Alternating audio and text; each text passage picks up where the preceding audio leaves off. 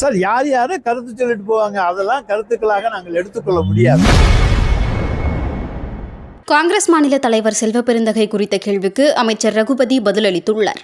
திராவிட model அரசு என்பதை நீங்கள் புரிந்து கொள்ள முடியும். சார் யார் யாரும் கருத்து சொல்லிட்டு போவாங்க, அதெல்லாம் கருத்துக்களாக நாங்கள் எடுத்துக்கொள்ள முடியாது.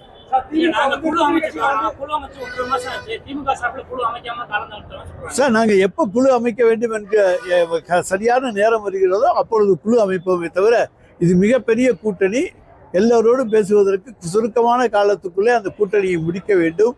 எனவே அதற்கு ஏற்றாற் போல எங்களுடைய தலைவர் வியூகங்களை வகுத்து கூட்டணியை முடிவு செய்வார்.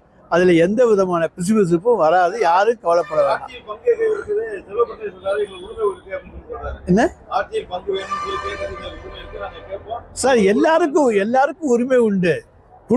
கொடுக்கின்ற இடத்துல எங்களுடைய தலைவர் இருக்கின்றார். அவரை பொறுத்த வரைக்கும் இது திராவிட மாடல் ஆட்சி 2 தொடர வேண்டும், அதற்கு தன்னுடைய கூட்டணி கட்சிகளுடைய ஆதரவோடு தொடர வேண்டும் என்பதுதான் எங்களுடைய தலைவருடைய விருப்பம்.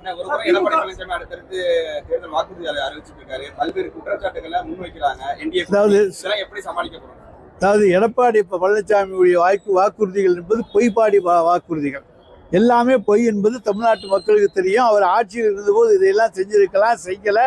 நாங்கள் சொன்னதையும் செய்ய முடியாது என்று சொன்ன வாய்தான் எடப்பாடி பழனிசாமி. அவரை மக்கள் நம்ப மாட்டார்கள்.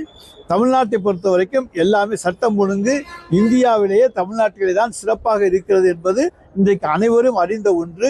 எனவே யாரும் அச்சப்பட தேவையில்லை. இந்த கூட்டணியில எந்த குழப்பமும் வராது. திராவிட மாடல் ஆட்சி 2 தொடரும். ஆதவ அர்ஜுனா யாருங்க பேசுறது? எங்களுடைய கூட்டணியில் இருக்கவங்க சொல்றாங்களா? நான் பாருங்க, அடிமை பழனிசாமி, விஜயனுடைய அடிமை ஆதவ அர்ஜுனா. இந்த அடிமைகளுடைய பேச்சுக்கெல்லாம் நாங்கள் பதில் சொல்ல வேண்டிய அவசியம் கிடையாது.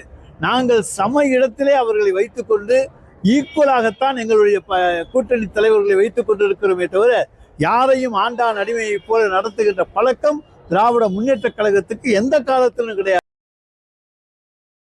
செய்திகளை உள்ளது உள்ளபடி தெரிந்து கொள்ள ரெஃப்ளெக்ட் நியூஸை சப்ஸ்கிரைப் பண்ணுங்க.